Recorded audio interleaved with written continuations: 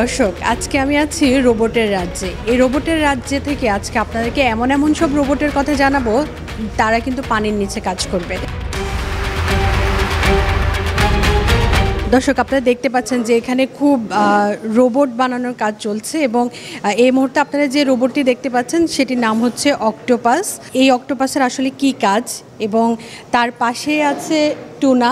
আমাদের দর্শকদেরকে একটু যদি জানাতেন যে আসলে টুনা এবং অক্টোপাস, টুনা অক্টোপাস তো সবাই চেনে, কিন্তু রোবটের নাম কেন টুনা এবং অক্টোপাস? আমাদের একটা রোবোটিক্স আন্ডারওয়াটার টিম ছিল, যেটা বাংলাদেশের ফার্স্ট আন্ডারওয়াটার টিম, যেটা 2017 থেকে কাজ শুরু করছে। এবং এই কোম্পানির সর্বপ্রথম রোবটটাই হলো আমাদের এই আন্ডারওয়াটার রোবোটিক্স, যেটার নাম হলো টুনা। টুনা রিজন হলো স্বাভাবিকভাবে এটা হলো আকারে ছোট, এবং এটা হলো আমাদের এই টুনাটা আমাদের 30 মিটার ডেপথে যেতে পারে। এবং আমাদের এটা সিম্পল যেসব কাজ থাকে, যেসব লোকের জাহাজের ডাটা কালেকশন করা, একটা জাহাজ পানি সমুদ্রে আছে, তখন জাহাজের প্রোপেলার কী সমস্যা হচ্ছে, জাহাজের কোনো জায়গায় কালার উঠে গেছে কিনা, এসব জিনিস আইডেন্টিফাই করা হলো কি টুনার কাজ। এবং অক্টোপাসটা হলো এটা টুনা থেকে একটু বড় সাইজের, ডেপথে যেতে পারে, যেটা হলো টুনা হলো 30 মিটার ডেপথে যেতে পারে, অক্টোপাস হলো 100 মিটার ডেপথ পর্যন্ত যেতে পারতেছে। আমাদের সবচেয়ে স্ট্রং পয়েন্ট হলো আমাদের নিজস্ব একটি বিল্ড করা এআই অ্যালগরিদম, যেটার মাধ্যমে আপনি নিজেরাই জানেন একটা সমুদ্রে বা একটা নদীতে পানির যত ডেপথে যাবেন আপনার ক্লিয়ারিটি ভিজিবিলিটি খুবই কম থাকবে। সো আমাদের নিজস্ব অ্যালগরিদমের মাধ্যমে আমরা এই ওয়াটার ইনভেস্টমেন্টটা করে আমরা একদম ভিজুয়ালি দেখতে পারতেছি, আচ্ছা ওকে একটা লঞ্চ কোথায় ডুবিতে হচ্ছে, ওই লঞ্চটা পানির বা নদীর সমুদ্রের কোথায় আছে, সেটার আমরা একদম এক্স্যাক্ট পয়েন্ট টু পয়েন্ট আমরা বের করে দিতে পারছি, যেটা ম্যানুয়াল যারা ডুবুরি আছে, মানুষ ডুবুরি, তাদেরকে বলে দিচ্ছে আচ্ছা ওকে নদীর এই পয়েন্টে একটা লঞ্চ ডুবন্ত অবস্থায় আছে। অনেক ধন্যবাদ। আমরা একটু দেখাতে চাই এবং আরও অনেকের সাথে একটু কথা বলতে চাই যারা আছে। একটু আপনার কাছে জানতে চাই যে বাংলাদেশে কি এই ধরনের রোবট কি প্রথমবারই তৈরি হলো, মানে আপনারাই কি প্রথম তৈরি করলেন? বাংলাদেশের প্রেক্ষাপটে যদি বলি, আন্ডার ওয়াটার রোবোটিক্স নিয়ে আমাদের আগে কেউ কাজ করে নাই, আমরা এটা ইনিশিয়েট করি। এই যে অক্টোপাস দেখছেন, অক্টোপাস দিয়ে আমরা ডেভেলপমেন্ট শুরু করি, অ্যান্ড এটা নিয়ে আমরা বিভিন্ন টেস্টিং, নদীর নিচে, পানির নিচে অনেক টেস্টিং করা হয়েছে। এই যে রোবটটা আপনারা তৈরি করলেন, সেটি আসলে আপনারা ব্যবসায়িকভাবে কিভাবে বাংলাদেশে কাজে লাগে? আচ্ছা, সো বাংলাদেশে আসলে অনেক নদী আছে এবং আমরা একটা সমুদ্রবর্তী দেশ। সো বাংলাদেশে আন্ডার ওয়াটার সেক্টরে অনেক কিছুই রয়েছে যেখানে এখন পর্যন্ত ম্যানুয়ালি কাজগুলো করা হয়। যদি আমি একটু উদাহরণ দিই, বাংলাদেশের শিপিং সেক্টরে যে জাহাজগুলো চলাচল করে বা আমাদের যে লঞ্চগুলো, এগুলোর প্রায়ই পানির নিচে ইন্সপেকশনটা প্রয়োজন হয়, যাতে ওর কন্ডিশন ঠিক মতো আসছে নাকি সেটা বোঝা যায়। সো ওইটা এখনও পর্যন্ত আমরা ম্যানুয়ালি করি, হয়তো হিউম্যান ড্রাইভাররা গিয়ে করে। আমরা আমাদের রোবটের সাহায্যে পুরো জিনিসটা অটোনোমাসভাবে করতে চাই এবং যাতে পুরোপুরি রোবট দিয়ে এইটার একটা প্রপার রিপোর্ট পেতে চাই, যাতে জিনিসটা এফিশিয়েন্ট হয়, আরও ফাস্টার হয় এবং কস্ট এফেক্টিভ হয়।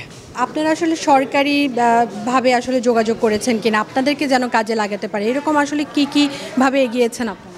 আমরা সরকারের সাথে আমাদের যোগাযোগ আছে, বিশেষ করে হচ্ছে আমাদের মাননীয় প্রতিমন্ত্রী, তথ্য যোগাযোগ প্রতিমন্ত্রী পলক স্যার আমাদেরকে এই বিষয়গুলোতে অনেক হেল্প করেন। আমাদেরকে বিভিন্ন ধরনের গ্র্যান্ট থেকে শুরু করে বিভিন্ন জায়গায় হচ্ছে আমাদের R&D যেটুকু সাইট বাকি আছে সেটার জন্য অনেক পুশ করেছিলেন। আর ডুবুরি যখন প্রজেক্ট ছিল, এরপরে পরে আমাদের সাথে শার্ক ট্যাঙ্কের পরে হচ্ছে সামি স্যার আমাদের সাথে যুক্ত হয়, তো ওইখান থেকে আমরা হেল্প পাচ্ছি। এছাড়া আমরা BIWTA, বাংলাদেশ নেভি, তারপরে কোস্টগার্ড, এছাড়া হচ্ছে বিভিন্ন শিপিং যে কর্পোরেশনগুলো আছে তাদের সাথে আমাদের যোগাযোগ আছে এবং খুব শীঘ্রই আমরা তাদের সাথে বিভিন্ন কাজ সম্পন্ন করব।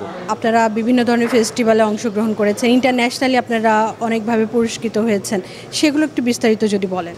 আমরা 2012-এ প্রথম চন্দ্রবোট নিয়ে আমরা যাই হলো নাসা লুনোবটিক্স কম্পিটিশন, এবং যেখানে আমরা 12তম হই পুরো বিশ্বে। তো তাও আমি বলবো যে সেটা আমাদের জন্য বড় অর্জন ছিল। বাংলাদেশ থেকে একটা রোবট বিদেশে গিয়ে একটা কম্পিটিশনে 12তম হওয়া তখনকার হিসেবে খুবই বড় একটা অর্জন ছিল। 2018-এ এসে আমরা মূলত শুরু করি আন্ডার ওয়াটার রোবোটিক্স নিয়ে কাজ করা। এখন বিভিন্ন কম্পিটিশনে গেলে কি হয়, স্ট্যান্ডার্ডাইজড একটা জায়গায় টেস্ট করা যায়। 2022-এ এসে আমরা সাউভিজিতে যাই না, আমরা সেই ক্ষেত্রে যাই রোবোসাবে।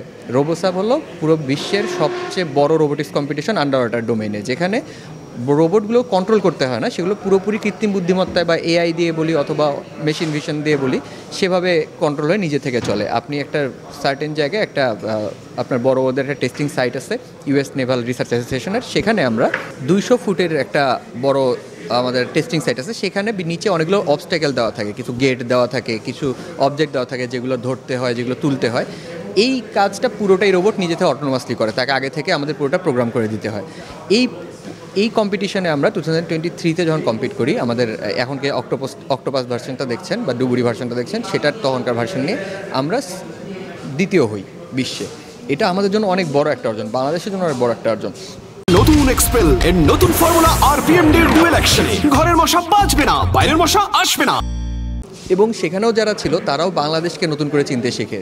দর্শক, নানা ধরনের আন্তর্জাতিক অর্জনের কথা তো শুনলাম এবং বাংলাদেশের নাম বিভিন্ন জায়গায় তারা উজ্জ্বল করেছেন, সেটিও আমরা শুনলাম। সম্প্রতি তারা শার্ক ট্যাঙ্ক বাংলাদেশের সাথে তাদের একটি কাজ হয়েছে, সেটি নিয়ে একটু বিস্তারিত অর্কর কাছ থেকে শুনতে চাই। 2023 যখন কম্পিটিশন আমাদের এই অর্জন, আমরা দ্বিতীয় হয়েছি। প্রথম এবং অন্যান্য যে কোম্পানিগুলো, অন্যান্য যে দলগুলো আমাদের সাথে কম্পিট করেছে, সকলের সাথে ইন্ডাস্ট্রি থেকে কেউ না কেউ ছিল। হয়তো ইন্টেল ছিল, মাইক্রোসফট ছিল, টেসলা ছিল, এরকম অনেকেই তাদের একটা কোম্পানি হিসেবে বা একটা ইন্ডাস্ট্রিয়াল সাপোর্ট দিয়েছে। এরকম এই সাপোর্টটা দেখা যায় যে ওই কম্পিটিশন গ্রাউন্ডে একটা ল্যাকিং ফিল হয়েছে আমাদের, যে আমাদের বাংলাদেশ থেকে কি এরকম কোনো ডোমেনে, আমাদের এই ডোমেনে কেউ নাই। তখন ফেরত আসার পরে আমরা চিন্তা করি যে আমরাই যদি শুরু করি, আসলে এই ডোমেনে কেউ ছিল না তখনও, তো তাহলে আমাদেরকেই নিজের সাপোর্ট হতে হবে। আমরা তো এতদিন ধরে আমরা এই রিসার্চটা করছি 5 বছর, এখন সেটা ছেড়ে একজন বিদেশে চলে যাওয়া বা একজন নতুন কিছু শুরু করার চেয়ে আমরা মনে করলাম যে আমরা নিজেরা এটা একটা বিজনেস অ্যাপ্রোচ নিয়ে দেখি, জিনিসটাকে ইন্ডাস্ট্রির সাথে কানেক্ট করার চেষ্টা করি, বাংলাদেশের যে ডোমেনগুলোতে কানেক্ট করে তাদের সাথে কথা বলে দেখি। এই কথা বলে আমরা আসলে দেখলাম যে অনেক ডিমান্ড রয়েছে এটা, মানে আমরা যদি পোর্ট সাইটে বলি, পোর্টে, দেন আপনার সমুদ্রের রিসার্চে, আন্ডার ওয়াটার রিসার্চে, দেন আপনার রেস্কিউ মিশনে, এই সবগুলোতেই অপার সম্ভাবনা রয়েছে এই ধরনের রোবটের। সেটা যখন খেয়াল করে আমরা ব্যবসার কথা চিন্তা করে আমরা যখন কোম্পানি খুললাম, খোলার পর আসে শার্ক ট্যাঙ্কের আমরা অ্যাডভার্টাইজমেন্ট দেখতে পাই, শার্ক ট্যাঙ্ক বাংলাদেশে আসছে। তো আমাদের মনে হয় এমনিতেই আমাদের ডোমেনটা অনেক নতুন, তার উপরে অনেক ইনোভেশন রয়েছে। তো এই জায়গায় নর্মালি যারা ইনভেস্ট করে তাদেরকে আকর্ষণ করাটা একটু কঠিন, কারণ নর্মালি সবাই যারা ইনভেস্ট করে তারা এরকম ইনোভেটিভ প্রজেক্টে একটু ইনভেস্ট করতে মাঝে মাঝে একটু ভয় পায়। তো আমরা চিন্তা করলাম যে শার্ক ট্যাঙ্কই এমন একটা প্ল্যাটফর্ম হতে পারে যেখানে আমরা জানান দিতে পারবো, যে একটা টিভি শো এর মাধ্যমে, যে আমরা এত রিসার্চ এতদিন করেছি এবং এগুলো আমাদের প্রোডাক্ট, আমাদের সেই সামর্থ্য রয়েছে, তাহলে হয়তো আমাদের জন্য আরও অপার সম্ভাবনা, মানে আরও যে সম্ভাবনাগুলো আছে সেগুলো খুলে যাবে। আমরা গিয়ে আসলে তারা আমাদের সাথে কানেক্ট করতে পারে, আমাদের সেই ডেমোগুলো আছে সেগুলো চালিয়ে তারাও বুঝতে পারে যে আমরা আসলে সফটওয়্যারে কতটা কাজ করেছি, আমরা হার্ডওয়্যারে কতটা কাজ করেছি, আমাদের রোবটগুলো চলছে। এবং বাংলাদেশ ব্লু ইকোনমির দিকে আসলেই এখন আমাদের ফোকাস করতে হবে। মাটিতে আমাদের যে রিসোর্সগুলো, যেগুলো আমরা ল্যান্ড রিসোর্সেস বলি বা মিনারেলস বলি, সেগুলোর থেকে আমাদের যতটা আমরা মনে হয় যে বাড়া সম্ভব, আমরা অনেক কিছুই অলরেডি এক্সপ্লোর করে ফেলেছি।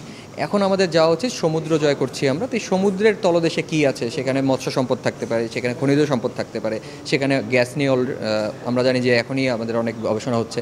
তো এই সম্পদের দিকে আমাদের একটু ফোকাস করা উচিত। সেই সাথে নদীগুলো ম্যানেজ করা বা নদীগুলোর যে নাব্যতা বলি, নদীগুলোর মধ্যে দিয়ে বিভিন্ন ইললিগাল অ্যাক্টিভিটিস হয় সেগুলোকে প্রতিহত করা বলি, এইসব প্রতি ক্ষেত্রেই আমার মনে হয় যে ডুবুরি অথবা আন্ডার ওয়াটার রোবট টুনা, দেন এই ধরনের রোবটগুলোর খুবই একটা কাজের একটা জায়গা রয়েছে। তো ওই চিন্তা থেকেই আমরা এই শার্কদের সাথে যখন কথা বললাম, তো শার্করা এটা ভালো মতোই বুঝতে পারে এবং তারা আমাদেরকে খুব আগ্রহের সাথে আমাদেরকে ইন্টারেস্টেড হয়ে আমাদেরকে ফান্ডিংটা দেয়। অনেক ধন্যবাদ অর্ক। আমরা অর্কর কাছ থেকে শুনে আমাদের কাছে আসলেই মনে হচ্ছে আন্ডার ওয়াটার রোবট নিয়ে তারা যে কাজ করছে সেটির আসলে বড় ধরনের সম্ভাবনা রয়েছে। আমরাও প্রত্যাশা করি যে তারা আসলে আরও অনেক দূর যাবে এবং তারা যে পরিমাণ আসলে ইন্টারন্যাশনালভাবে বিভিন্ন ধরনের অ্যাওয়ার্ড জিতেছে এবং তারা যে আন্ডার ওয়াটার রোবট নিয়ে আরও বেশি কাজ করছে। মজার ব্যাপার হচ্ছে তারা কিন্তু একটা দল হয়ে এবং সিনিয়র জুনিয়র মিলে তারা কাজ করছে। তারা বলছিলেন যে আসলে এই একতা ছাড়া আসলে এত দূর আসা সম্ভব নয়। তাদের জন্য অনেক বেশি শুভকামনা।